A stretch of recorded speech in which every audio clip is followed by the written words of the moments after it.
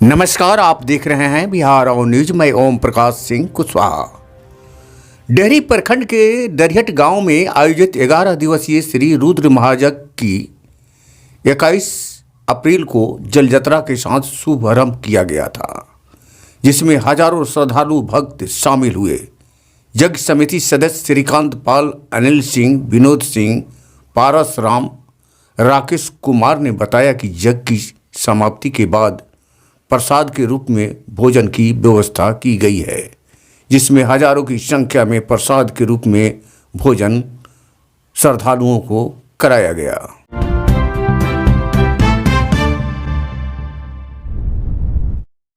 वही यज्ञ में श्री राम उदास दास के सानिध्य में संपन्न हुआ।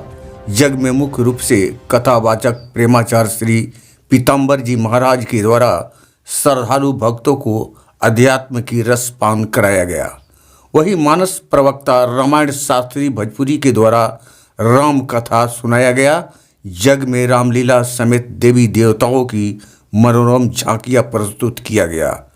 आइए आपको सीधे प्रेमाचार्य श्री पीताम्बर जी महाराज से बिहार और न्यूज की टीम ने कुछ बातों को रखा। आप सुनिए क्या कहते हैं पीताम्बर जी महाराज।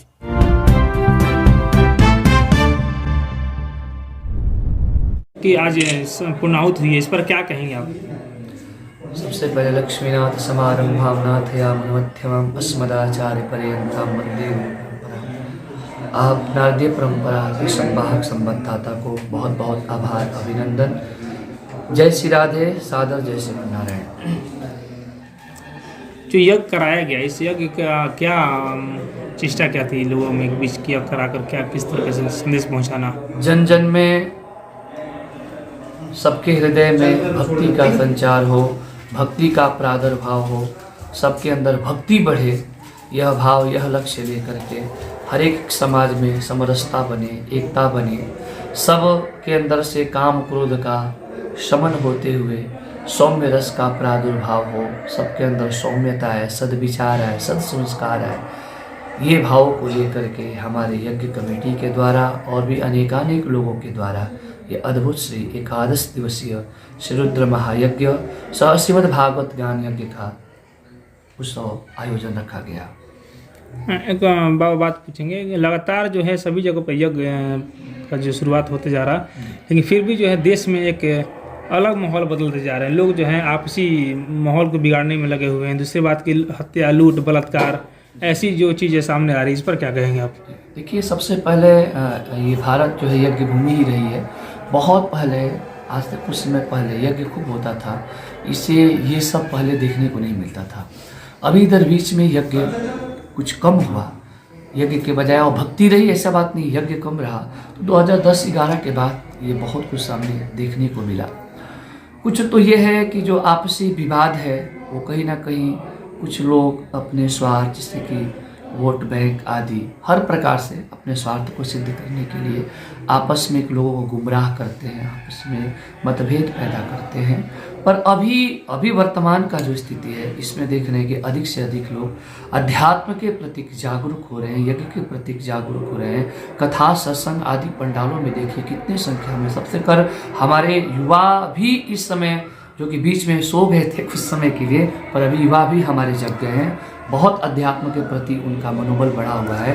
और फिर माताओं का तो कहना ही क्या, सबसे अधिक मातृशक्तियाँ का इसमें हमारा सहयोग मिल रहा है, कथा में, यज्ञ में, सत्संग में या किसी भी आध्यात्मिक आयोजन में। माता की बात कर रहे हैं, महिलाओं के साथ अक्सर शोषण किया जा रहा है, इस पर क्या कुछ कहेंगे?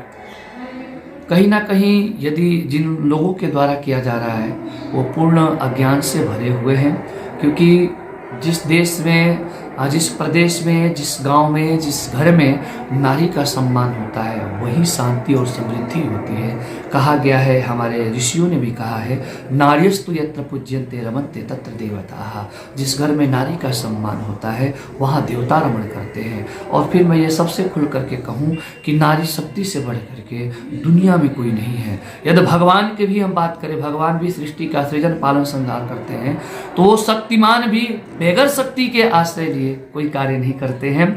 और इसीलिए वेद श्रुति यदि सबसे पहले किसी का वरीय श्रेष्ठ और प्रथम स्थान दिया है, प्रथम पूजा किया है, तो वेद श्रुति कहती है मातृदेवो भव, पितृदेवो भव, फिर आचार्य देवो भव। सबसे पहले माता का ही पूजा कहा गया है, सबसे अधिक पहले माता का ही सम्मान, मातृशक्ति का ही सम्मान दिया गया और देना चाहिए। एक सवाल हिंदू धर्म में लेकर लगातार वो सनातन की बात करते हैं। सनातन का मतलब क्या होता है? सनातन जो सदा से था, सदा से है और सदा से रहेगा, जिसका कभी न नाश हुआ था, न नाश होगा और न कभी नाश है, वही सनातन है, जो अनंत से है, जो आदि से है, अपितु सृष्टि के आदि से है, इस ब्रह्मांड के आदि से है। मैं ये भी कह सकता हूँ कि भगवान से भी पहले सनातन है। सनातन के प्रति अब लोग कुछ कहें, पहले तो मैं कहूँगा हम सभी सनातनी हैं, चाहे वो जीव जंतु पशु पक्षी मानव दानव जो भी है, सब सनातन से ही है। सनातन का संपादन, सनातन के चर्चा वेद श्रुति में कही गई है। और वेद इज द ओल्ड बुक।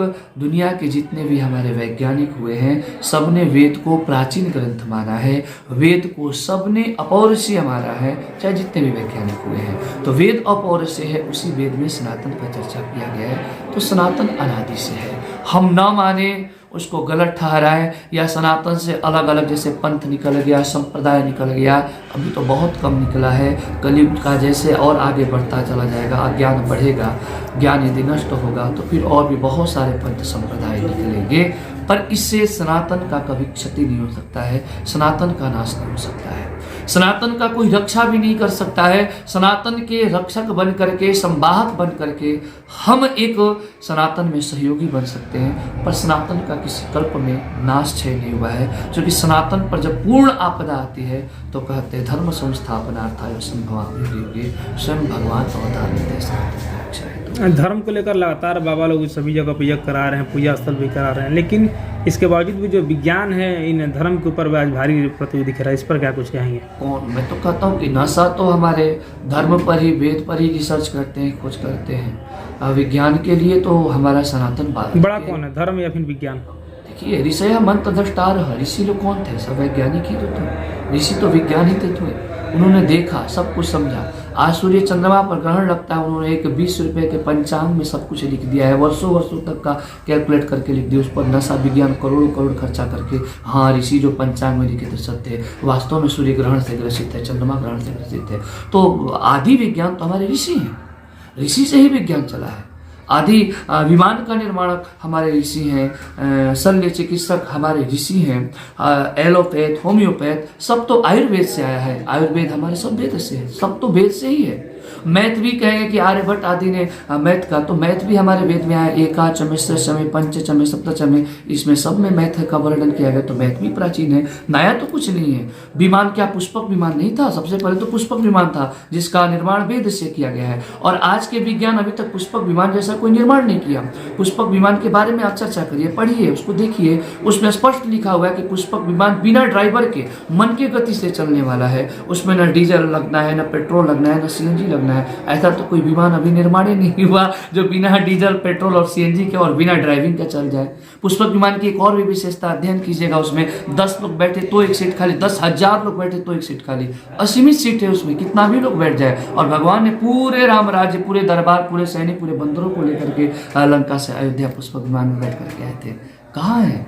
हमारे ऋषि सबसे पहले, प्राचीन विज्ञान है, ऋषि ही विज्ञान के हमारे संवाहक।